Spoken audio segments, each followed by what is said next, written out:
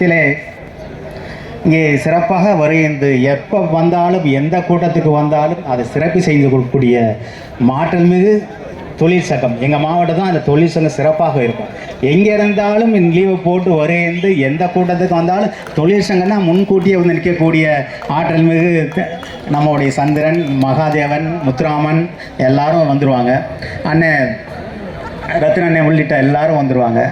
ஆனால் அப்படிப்பட்ட நம்மளுடைய தொழிற்சங்க நிர்வாகிகள், இங்கே இருக்கக்கூடிய நகரில் இருக்கக்கூடிய வட்டக்கழக செயலாளர்கள், கிளைக்கழக செயலாளர்கள், இங்கே இருக்கக்கூடிய அடுத்த தொண்டர்கள், உங்கள் அனைவருக்கும் காலை வணக்கம் தெரிவித்துக் கொண்டு, இன்றைக்கு பொய்யான வாக்குறுதி கொடுத்து 4 ஆண்டு காலத்திலே இந்த தமிழகத்தையே ஒரு சுடுகாட ஆக்கி கொண்டிருக்கக்கூடிய இந்த திமுக ஆட்சி, நம்மளும் பல முறை இந்த நகராட்சியெலாம் பற்றி பேசிட்டோம். இங்கே இருக்கக்கூடிய முன்னாள் அமைச்சர்களும் நகரக்கழக செயலாளர்லாம் நகராட்சியை பற்றி தெளிவாக ரொம்ப நேரம் விரிவாக பேசிட்டாங்க. இந்த 4 ஆண்டு காலத்தில் பார்த்தீங்கன்னா எங்கே போனாலும் போதைப் பொருட்கள், போதை கலாச்சாரம். நேற்று முதற்கொண்டு பார்க்குறோம் என்ன போதையில் என்ன செஞ்சு என்ன வெட்டானு ஒரு வேறு மாநிலத்தை சார்ந்த வேலை தொழிலாளி இங்கே நம்ம தமிழ்நாட்டை நம்பி இங்கே வந்திருக்கான். ஒரு தொழிலாளி அவரை ஒரு கும்பல் செய்து கஞ்சா குடிச்சிட்டு சாதாரணமாக வெட்டக்கூடிய சூழல் நம்ம பார்க்குறோம். எல்லா வீடியோவெல்லாம் பார்க்குறோம். இதுதான் இங்கே நடக்குது. அது மட்டுமல்ல, நம்ம மாவட்டத்திலேயே போதைப் பொருட்கள் அதிகமாக இருக்கக்கூடிய சூழல். ஒரு சாதாரண ஒரு பெண்கள் எங்கேயும் போக முடியலை. போனால் பாலியல் வன்கொடுமை, கொலை நடக்குது. இப்போ ராமேஸ்வரத்தில் மட்டும் நம்ம மாவட்டத்தில் கிட்டத்தட்ட ஒரு 10 கொலைகள் மேலே நடந்துருச்சு. என்ன காரணம்? எல்லா இடங்களையும் சாதாரணமாக கிடைக்கக்கூடியது கஞ்சா. அது மட்டும் சாதாரணமாக எங்கே போனாலும் போதைப் பொருள் கிடைக்கக்கூடிய மாவட்டம் எதுன்னா நம்முடைய ராமநாதபுரம் மாவட்டம் தான் கிடைக்கிது. என்ன காரணம்னா, கடலோரத்தில் இங்கே இருந்தால் கொண்டு வந்து தமிழ்நாட்டில் இருக்கக்கூடிய போதைப் பொருள் பூரா கொண்டு வந்து சேர்க்கக்கூடிய மாவட்டம் ராமநாதபுரம். இங்கேருந்து தான் உலக நாட்டுக்கே கொண்டு போகக்கூடிய போதைப் பொருளுக்கு கொண்டு போகிறாங்க.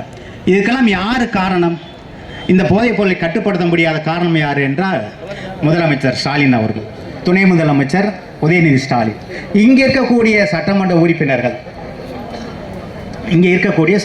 உறுப்பினர்கள் உள்ளிட்ட திமுகவுடைய நிர்வாகத்தை சார்ந்தவர்கள்லாம் இந்த கடத்தலில் ஈடுபட்டிருக்கிறார்கள். அது மட்டுமல்ல, இன்றைக்கு நாங்களும் கிட்டத்தட்ட 5 இந்த நம்முடைய எதிர்கட்சியாக இருந்த 4-5 முறை இந்த நகராட்சியை கண்டித்து ஆர்ப்பாட்டம் நடத்துகிறோம். என்ன காரணம்? ஒன்றும் இது சொத்து வரியை பார்த்தீங்கன்னா அதிகமான உயர்த்திட்டாங்க. எங்கே போக இப்போ ஒரு சாதாரண பில்டிங் இருக்குன்னா அது பல மடங்கு சொத்து வரி. மின்சார கட்டணம் அதிக உயர்வு.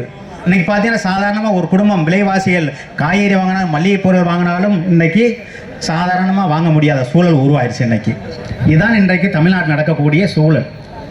அது மட்டும் கிடையாது. இன்றைக்கு நகராட்சியை பற்றி எல்லாரும் சொன்னாங்க. இங்கே இருக்கக்கூடிய நகராட்சி இன்றைக்கு பாதாள சாக்கடை திட்டம் என்பது 2001 முதல் 2005 நம்முடைய புரட்சி தலைவி பொன்மனச்செம்மல் அம்மா அவர்கள் கொண்டு வந்த பாதாள சாக்கடை திட்டம் 20 ஆண்டுகள் நல்லாக தான் இருந்துச்சு.